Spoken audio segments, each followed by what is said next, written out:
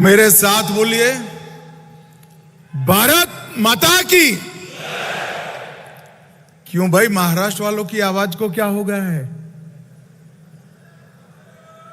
महाराष्ट्र में भाजपा के नेतृत्व में युति की सरकार बनानी है या नहीं बनानी है?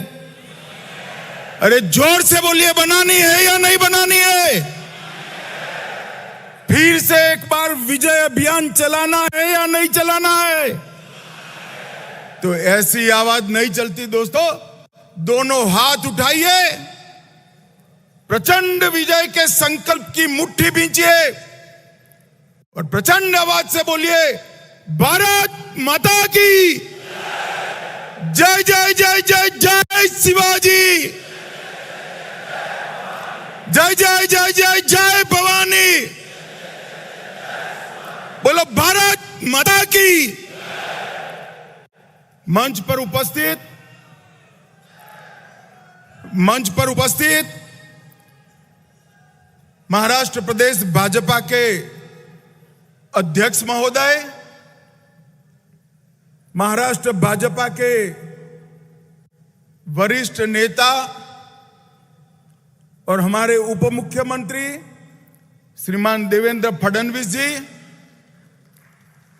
मुंबई राज्य के प्रदेश अध्यक्ष, उनके नेतृत्व में बैठे हुए सारे महाराष्ट्र के वरिष्ठ नेतागण और आज महाराष्ट्र के कोने कोने से आए हुए ये सभी लगभग मंडलों को रिप्रेजेंट करने वाले देवतुल्य कार्यकर्ता भाइयों बहनों को नमस्कार, प्रणाम।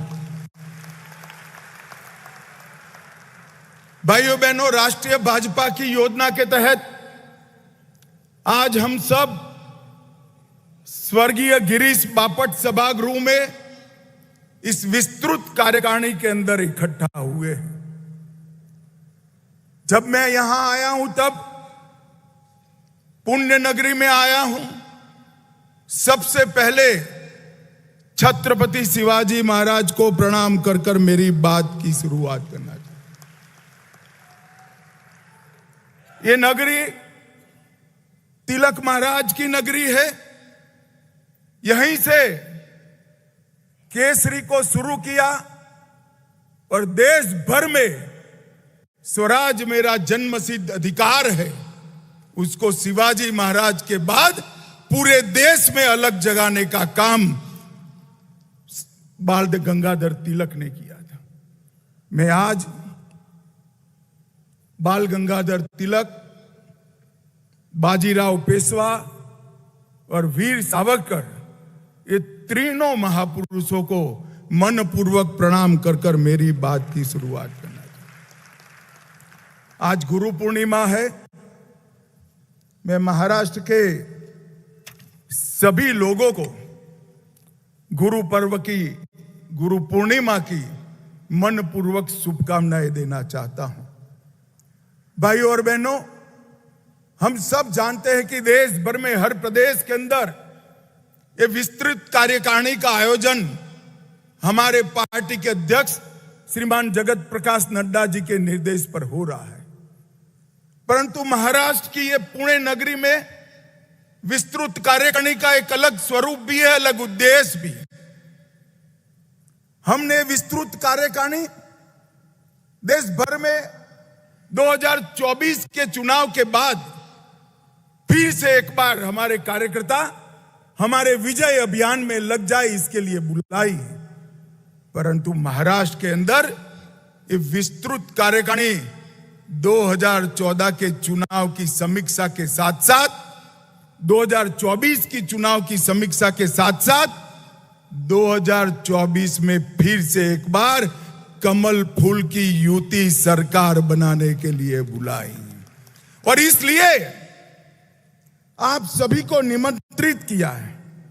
मैं सबसे पहले आप सभी कार्यकर्ताओं का मनपूर्वक अभिनंदन और आभार पार्टी की ओर से प्रकट करना चाहता हूं। कड़ी धूप के अंदर मैंने महाराष्ट्र के कार्यकर्ताओं को ये चुनाव अभियान के अंदर दौड़ते हुए देखा है, पसीना बहाते हुए देखा है, परिणाम के लिए पल पल जूझते हुए देखा है। और मैं आज कहने आया हूं कि महाराष्ट्र के हर कार्यकर्ता ने परिश्रम की पराकाष्ठा कर कर भारतीय जनता पार्टी को यश दिलाने का काम किया है। और भाई और बहनों, जब हम आज यहां आए हैं तो परिणाम हमारे सामने। 60 साल के बाद पहली बार देश में किसी एक नेता को तीसरी बार प्रधानमंत्री लेने का, शपथ लेने का यश मिला है, तो वो हमारे नेता नरेंद्र मोदी जी को। लगातार 3 बार मोदी जी प्रधानमंत्री बने, प्रधानमंत्री बनने की हैट्रिक लगाई। और आज मैं कहने आया हूं महाराष्ट्र के कार्यकर्ताओं को, हमने महाराष्ट्र विधानसभा में भी 14, 19 और 14 और 19 से योग जितना बड़ा विजय 24 में प्राप्त करने के लिए पुरुषार्थ करना है। कार्यकर्ता मुझे मिले हैं, कल रात को भी कुछ लोग मिले, आज सुबह से महाराष्ट्र के प्रमुख कार्यकर्ता मुझे मिल रहे हैं। थोड़ा बहुत कंफ्यूजन दिखाई पड़ता है। एक भ्रांति फैलाने का काम हमारे विपक्ष ने किया है। मैं आज आपको एक उदाहरण देकर 2024 के नतीजों को एक्सप्लेन करना चाहता हूं। 2 बच्चे थे, एक ही क्लास में पढ़ाई पढ़ते थे। एक बच्चा हमेशा 80% मार्क से पास होता था, क्लास में नंबर 1 आता था। दूसरी एग्जाम आई, उसने तय किया कि इस बार 80 नहीं चलेगा, मैं 90 लाऊंगा। अब उसने लक्ष्य तय किया। लक्ष्य कभी कोई नीचा नहीं तय करता है, ऊपर ऊंचा ही तय करता है। और दूसरा एक विद्यार्थी था, वो 4 साल में उसी कक्षा में नापास हो रहा था, उसको 20 मार्क आ रहे थे। उसने लक्ष्य रखा कि मैं 20 नहीं, इस बार 30 लाऊंगा। पास होने का लक्ष्य नहीं रखा, 30 लाने का लक्ष्य रखा। अब एग्जामिनेशन हो गए, परिणाम आ गया। जिसने 90 का लक्ष्य रखा था उसको 80 की जगह 78 आ गया, और जिसने 20 का लक्ष्य रखा था उसको 30 की जगह 25, 20 की जगह 25 आ गए। अब मुझे बताओ भाई, कौन सा विद्यार्थी का परिणाम अच्छा है? जरा बताओ, 80 वाले का अच्छा है या 20 वाले का अच्छा है? एक बात मुझे सभी कार्यकर्ता बताएं, जो विजयी होता है उसकी सरकार बनती है। भारत में सरकार किसकी बनी है? जरा जोर से बोलो, किसकी बनी है? विपक्ष में कौन बैठा है? तो विजयी कौन बना है? अरे मैंने तो पहली बार ऐसा देखा है कि 30 मार्क का लक्ष्य लेकर 25 प्राप्त करने वाला बच्चा अहंकार में आ गया, और 90 का लक्ष्य रखकर 78 वाला पसोपस में पड़ गया।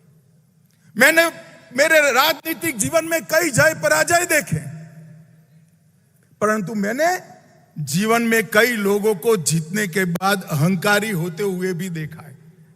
जीतने के बाद अहंकार आना, इसका आपको सैकड़ों उदाहरण दुनिया भर की राजनीति में मिलेगा, मगर एक अनूठा उदाहरण राहुल गांधी दुनिया को दे रहे। वो हारने के बाद अहंकारी हो गए। भाइयों और बहनों, मैं आज आपको बताने आया हूं, भारतीय जनता पार्टी को 240 सीटें मिली, एनडीए को 300 सीटें मिली, और पूरे इंडी अलायंस को इकट्ठा होकर 240 सीटें नहीं मिली है, ये हमें याद रखना है। भाई और बहनों, 14, 19 और 24 तीनों चुनाव का अगर योग कर देते हैं कांग्रेस पार्टी की सीट का, तो भी 240 नहीं होता जिसका हमें 24 में मिला है। मैं आज कहने आया हूं कि इस चुनाव के अंदर देश भर की जनता ने नरेंद्र मोदी जी के 10 साल के शासन पर मुहर लगाने का काम किया है और तीसरी बार मोदी जी को बहुमत के साथ शासन करने का अधिकार दिया है। 300 सीट गठबंधन की और 240 सीट भारतीय जनता पार्टी की। कांग्रेस ने 10 साल शासन किया, कभी 240 सीट यूपीए में उनकी नहीं आई थी। मगर हमारा कार्यकर्ता और अच्छे का आशा रखने वाला कार्यकर्ता है, इसलिए थोड़ा मन में कसक रह जाती है। रह गई है ना? अरे जोर से बोलो, रह गई या नहीं रह गई है? पक्का रह गई है? तो कसक रह गई है तो सर पकड़कर नहीं बैठते हैं, नए लक्ष्य तय करते हैं। और लड़ाई कहां दूर है, 24 में ही होने वाला है। सारी कसक महाराष्ट्र विधानसभा में पूरी कर फिर से भगवा लहराने का काम कर। मैं आज कहने आया हूं कार्यकर्ता को, हम 2 सीट प्राप्त कर एक बार हुई थी। राजीव गांधी ने हमें तंज कसा था, हम 2 हमारे 2। आज 15 साल तक वो विपक्ष में बैठे हैं और 15 साल तक अब निश्चित हो गया है कि देश का शासन भारतीय जनता पार्टी करेगी। ये विजय कोई छोटा विजय नहीं है। 10 साल के काम के बाद जीरो एंटी इनकम्बेंसी के साथ तीसरी बार हमारा गठबंधन पूर्ण बहुमत लेकर निकला है। कार्यकर्ता को हताश होने की जरूरत नहीं है। आज मैं आपको कहकर जाता हूं, महाराष्ट्र चुनाव का परिणाम सुनिश्चित है। मेरी बात मानकर घर पे जाना, इधर उधर बातों में मत आना। महाराष्ट्र में अब तक का सबसे बड़ा विजय इस चुनाव में मैं दीवार पर लिखा हुआ पढ़ पाता हूं, प्रचंड बहुमत के साथ युति की सरकार बनी और युति की सरकार भारतीय जनता पार्टी के नेतृत्व में बनेगी। आप मेरे शब्द को ढंग से समझ कर रखिए, भारतीय जनता पार्टी के नेतृत्व में युति की सरकार अगले चुनाव में बनने जा रही है। और इसके लिए आज हमने संकल्प लेना, हम किस पार्टी के कार्यकर्ता हैं? हम सत्ता प्राप्त करने के लक्ष्य के लिए निकले हुए लोग नहीं। हम विचारधारा को लेकर राजनीति के मैदान में आए। हमारी पार्टी की स्थापना का कारण ही विचारधारा था। ये 10 साल में विचारधारा के क्षेत्र में हमने क्या प्राप्त किया? भारत में कोई नहीं मानता था कि भाजपा वाले कोरा नारा लगा रहे हैं, एक देश में 2 विधान 2 प्रधान 2 निशान नहीं चलेंगे, धारा 370 नहीं हटेगी। कई लोग चले गए, कई लोग चले जाएंगे, ऐसा मानते थे। 10 साल में मोदी जी ने धारा 370 को समाप्त कर दिया और कश्मीर को हमेशा के लिए भारत के अंदर मिला। सालों तक हमने राम जन्मभूमि के लिए संघर्ष किया, सालों तक संघर्ष किया।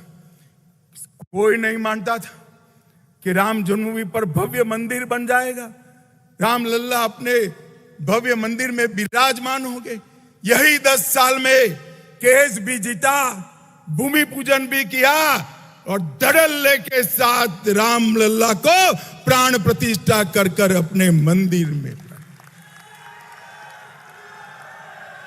मैं पुणे में आया हूं, मैं पुणे में आया हूं जब काशी विश्वनाथ का मंदिर औरंगजेब ने तोड़ा। जीजाऊ ने शिवाजी महाराज को कहा था कि हमारा मंदिर टूट गया काशी विश्वनाथ का, तब से कसक लेकर बैठे थे। और मित्रों, तोड़ा हुआ काशी विश्वनाथ का दरबार, उसका कॉरिडोर नरेंद्र मोदी के शासन में फिर से सम्मान के साथ आज बढ़ा। हम जब से राजनीति में आए तब कहते थे इस देश में यूसीसी होना चाहिए, समान नागरिक संहिता होनी चाहिए। कोई नहीं मानता था इस देश में समान नागरिक संहिता होगी। नरेंद्र मोदी जी के भाजपा के 10 साल के शासन में हमने उत्तराखंड में यूसीसी कर लिया है और पूरा देश आज यूसीसी की राह देख रहा है। देश के अंदर आतंकवाद 85 के साल से नासूर की तरह आतंकवाद और नक्सलवाद हमें परेशान करता था।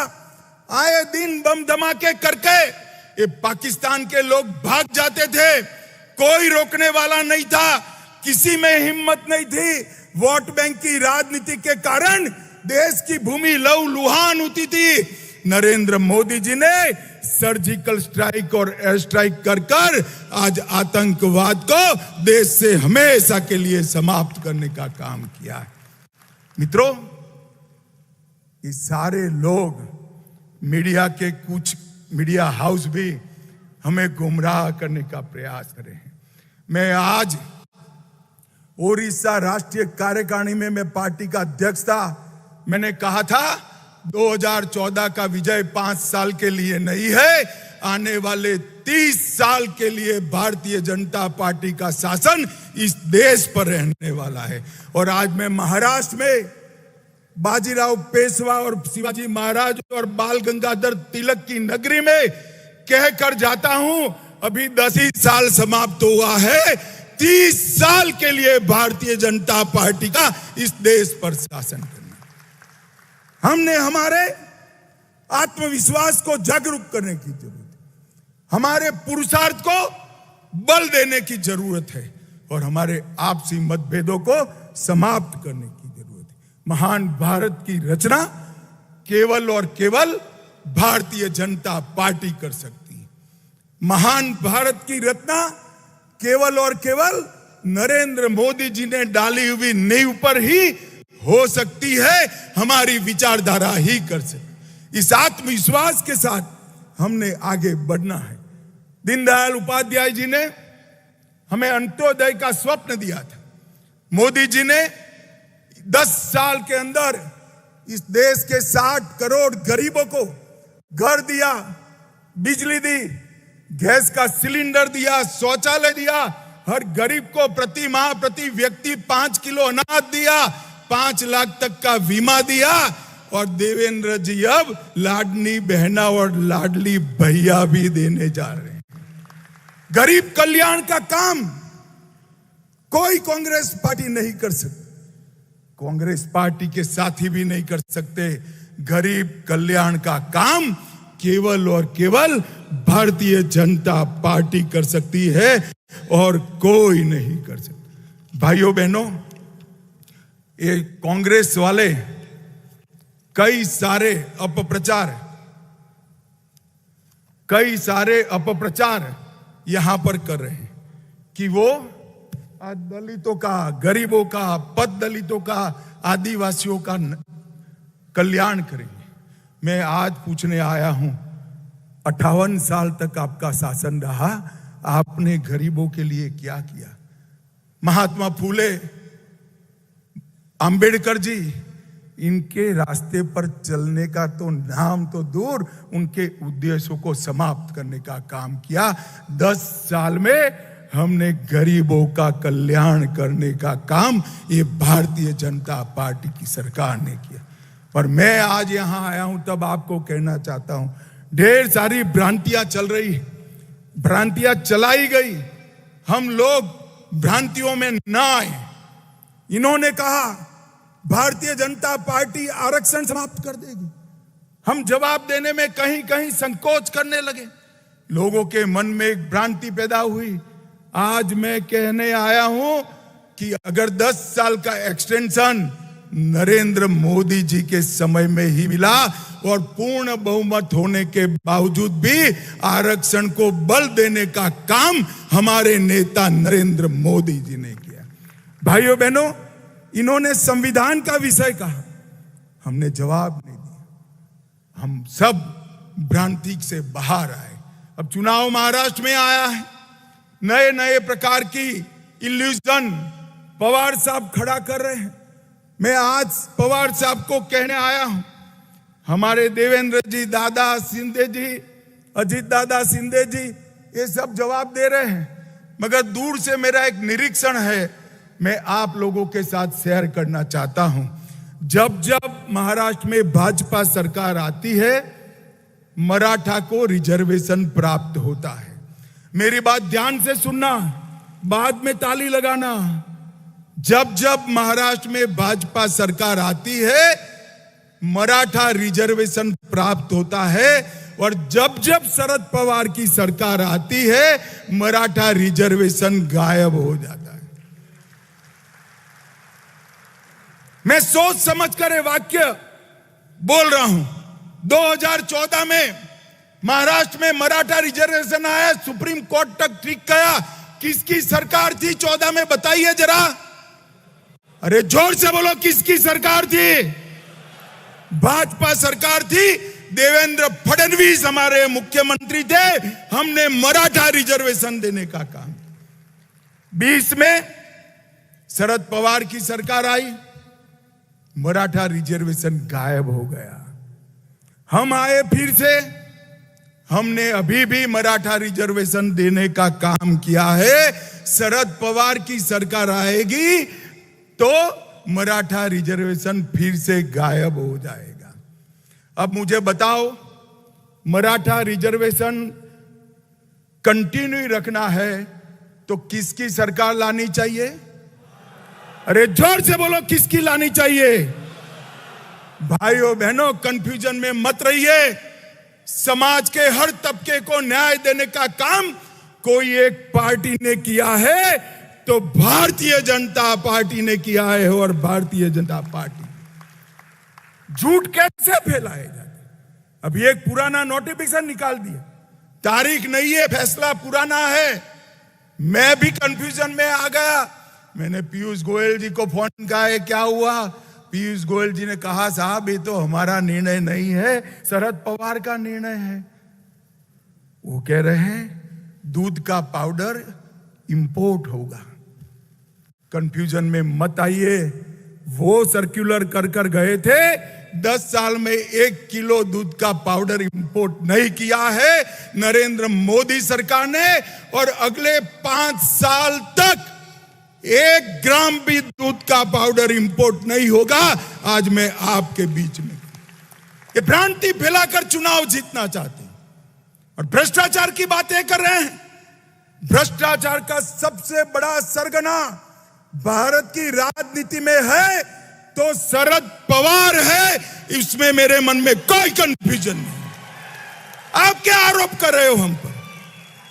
इस देश में कोई भी सरकार में भ्रष्टाचार को संस्थागत करने का काम, इंस्टीट्यूशनलाइज करने का काम अगर किसी ने किया तो शरद पवार आपने किया है। मैं डंके की चोट पर कह कर दे, हम पर आप भ्रष्टाचार का आरोप लगा रहे हो।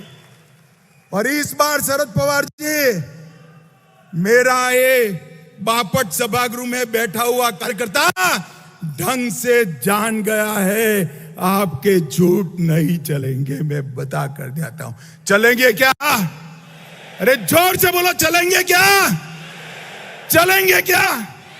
घर घर जाकर इस झूठ का जवाब देना है, पर्दाफाश कराना है। ये झूठ भी बोलेंगे, भ्रांति भी फैलाएंगे, अपने यहां विखवाद खड़ा करने का प्रयास भी करेंगे। मैं सभी कार्यकर्ताओं को आज कहना चाहता हूं, अपने आप को इस चुनाव तक साइड पर कर दीजिए। अपनी जगह कमल के हित को केंद्र में ला दीजिए। एक एक कार्यकर्ता कमल को समर्पित हो। एक एक कार्यकर्ता कमल को जिताने के लिए परिश्रम की पराकाष्ठा करे और एक एक कार्यकर्ता अपने साथी को जिताने के लिए भाजपा से भी ज्यादा परिश्रम करे। मुझे बताओ भाइयों बहनों, एनडीए को जिताना है या नहीं जिताना है? ऐसे नहीं चलेगा भाई। मैं बनिए का बेटा हूं, गारंटी के बगैर वापस नहीं जाऊंगा। मुझे जरा जोर से बताइए, युति को जिताने के लिए जोर लगाएंगे? भाजपा का हर प्रत्याशी हमसे बढ़कर हम परिश्रम करेंगे। भाइयों बहनों, ये चुनाव जो है, ये चुनाव का परिणाम उनकी भ्रांतियों का जवाब। एक बार महाराष्ट्र, हरियाणा और झारखंड हम जीत लेते, ये राहुल गांधी का अहंकार चूर चूर हो जाएगा। पूरे देश में जोम भरने की जिम्मेदारी मेरे महाराष्ट्र भाजपा के कार्यकर्ताओं में। आप मुझे बताओ भाई, पूरे देश को फिर से एक बार 14 से ज्यादा जोश में लाना है या नहीं लाना है? अरे जोर से बोलो, लाना है नहीं लाना है? इसका एकमात्र रास्ता है इतिहास में अब तक का सबसे बड़ा विजय। महाराष्ट्र में पूरे देश के कार्यकर्ताओं को जोश दिलाने का काम करेगा। इसकी जिम्मेदारी भाइयों बहनों आपकी। भाइयों बहनों, ये जो बात करते हैं महाराष्ट्र के विकास की, जवाब लेते हैं।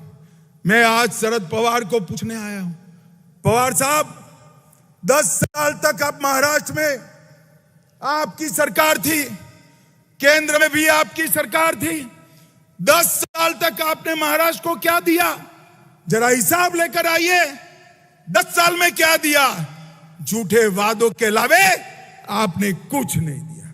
भाई और बहनों, यूपीए के 10 साल में महाराष्ट्र को केंद्र से 1,91,000 करोड़ मिला था। सिर्फ 1,91,000। कितना मिला था? जरा जोर से बोलो तो, और जोर से बोलो, घर घर जाकर बताना है कितना मिला था। 1 मिनट, कितना मिला था? फिर से बोलो। नरेंद्र मोदी जी ने 10 साल में 14 से 24 में 10,05,000 करोड़ रुपया महाराष्ट्र को देने। और पवार साहब, अगर हिसाब पे भरोसा नहीं है तो पुणे का कोई चौराहा तय कर लो, हमारा मुरली माहौल हिसाब लेकर खड़ा हो जाएगा। पाई पाई का हिसाब। मैं आज भाइयों बहनों 10 लाख करोड़ का हिसाब लेकर आया हूं। 10 लाख करोड़ का। ना उन्होंने मुंबई के लिए किया, कुछ नासिक के लिए किया, ना पुणे के लिए किया, ना नागपुर के लिए। चारों शहरों का विकास अगर किसी ने किया तो नरेंद्र मोदी सरकार ने किया। हमने रोडवेज के लिए 75,000 करोड़ दिया, रेलवे के लिए 2,10,000 करोड़ दिया। ये रेलवे मंत्री यहां बैठे, जोर से ताली बजाओ, जरा जोर से ताली बजाओ। और 1,00,000 करोड़ का मुंबई अहमदाबाद बुलेट ट्रेन मैंने 10 लाख करोड़ में नहीं गिना है। और 4,04,000 करोड़ एयरपोर्ट के विकास के लिए दिया। 6 लेन का अटल बिहारी वाजपेयी सेवारी नया सेवा अटल सेतु का उद्घाटन हुआ। 11,000 करोड़ का पालखी मार्ग बना। रेलवे के 5800 किलोमीटर के 34 नए प्रोजेक्ट आए। 561 करोड़ से महाराष्ट्र में 9 एयरपोर्टों का रिनोवेशन हुआ। मत्स्य पालन के लिए, सिर्फ मत्स्य पालन के लिए 2600 करोड़ रुपया और 1,80,000 मछुआरों के लिए बड़े बड़े मत्स्य केंद्र बनाने का काम नरेंद्र मोदी सरकार ने। और पवार साहब, आप कहते हो कि आपने विकास किया। ये महाराष्ट्र के सहकारी साकर कारखाने, महाराष्ट्र के किसानों का समृद्धि का राजमार्ग। 10 साल तक पवार साहब आप कृषि मंत्री, सहकारिता मंत्री थे। 10 साल तक 10,000 करोड़ का इनकम टैक्स का प्रश्न आप सॉल्व नहीं कर पाए थे। मैं सहकारिता मंत्री गया, मोदी जी के पास फाइल लेकर गया। 1.5 मिनट में 10,000 करोड़ का साकर कारखानाओं का काम नरेंद्र मोदी। आप जो 10 साल तक नहीं कर पाए, वो मोदी जी ने 1.5 साल में किया। महाराष्ट्र सरकार ने भी नया बजट पारित किया। मोदी जी ने नारी शक्ति वंदन अधिनियम से बहनों को विधानसभा और लोकसभा में 33% आरक्षण दिया। और देवेंद्र फडणवीस ने माझी लाड़की बहन कर हर बहन को 1,500 रुपया हर महीने भेजने की शुरुआत। अब पवार साहब कहते हैं इसमें नया क्या है? मैं भी मानता हूं इसमें नया क्या है, तो आपने क्यों नहीं किया भला बताइए। आपने करना चाहिए था ना। अब चिंता मत करो पवार साहब, महाराष्ट्र की जनता आपको करने का मौका भी नहीं देने वाली है। फिर से भारतीय जनता पार्टी की सरकार आनी। और खटाखट खटाखट खटाखट याद आता है ना? आता है या नहीं आता है? मैं आज राहुल बाबा को कहने आया हूं, देश की जनता ने तो खटाखट खटाखट फटाफट फटाफट पर भरोसा नहीं किया, मगर आपके पास राज्य सरकारें हैं। कर्नाटक में है, हिमाचल में है, तेलंगाना में है, 3 तो बची ही है। तो वहां खटाखट भेज दीजिए ना पैसा भाई। भेजना चाहिए या नहीं भेजना चाहिए? मैं तो तेलंगाना, कर्नाटक और हिमाचल की बहनों को कहना चाहता हूं, एक खटाखट का डिमांड खड़ा करिए। अरे छोड़िए राहुल बाबा, आपकी सरकार हो को एजेंडा देख लीजिए। तेलंगाना और कर्नाटक में और हिमाचल में 1/3 एजेंडा भी आप पूरा नहीं कर पाए, और मोदी सरकार ने 14 के एजेंडे में से एक भी बात बाकी नहीं है, और 19 के एजेंडे में सिर्फ 3% बात बाकी। भाइयों बहनों, ये हमारा काम करने का पद्धति है। हमने यहां पर महाराष्ट्र के विकास के लिए ढेर सारे काम देवेंद्र जी ने किए। एनडीए की सरकार में समृद्धि राजमार्ग, मुंबई कोस्टल रोड अटल सेतु, मुंबई नागपुर और पुणे में मेट्रो, जलयुक्त शिवार, कृष्णा भीमा स्थिरीकरण, तेंबूर मैसाल जैसी योजनाओं को हमने पूरा करने का काम। और मैं बहुत तटस्थता के साथ कहना चाहता हूं, 14 से 19 का कार्यकाल देवेंद्र फडणवीस का महाराष्ट्र के इतिहास में विकास के लिए हमेशा जाना जाए। ये हमारी कार्य संस्कृति है। जब हम आते हैं तो हमारी पार्टी और हमारा नहीं सोचते हैं। हम आते हैं तो गरीब, दलित, पिछड़ा, आदिवासी का सोचते हैं। और ये काम हमने महाराष्ट्र में भी कर देखा बताया है, और देश में भी कर अभी मोदी जी आए थे 13 जुलाई को 30,000 करोड़ की नई परियोजनाओं का शिलान्यास और उद्घाटन नरेंद्र मोदी जी को कर दिया। भाइयों बहनों, ये हमेशा बाबा साहेब का नाम देते हैं। मैं अभ्यास के आधार पर कह सकता हूं, बाबा साहेब अंबेडकर की अवगणना और अपमान जितना कांग्रेस ने किया है, इतना अंग्रेजों ने भी नहीं किया था। ये बात हमने घर घर जाकर बतानी है।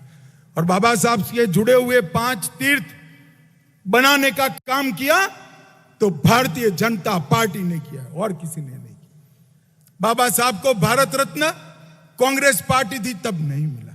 संविधान दिवस मोदी जी ने बनाया। महाराष्ट्र, गुजरात में थे तब संविधान की 26 जनवरी को यात्रा निकाली थी, और बाबा साहब के याद में भव्य स्मारक दिल्ली में भी बनाने का काम किया।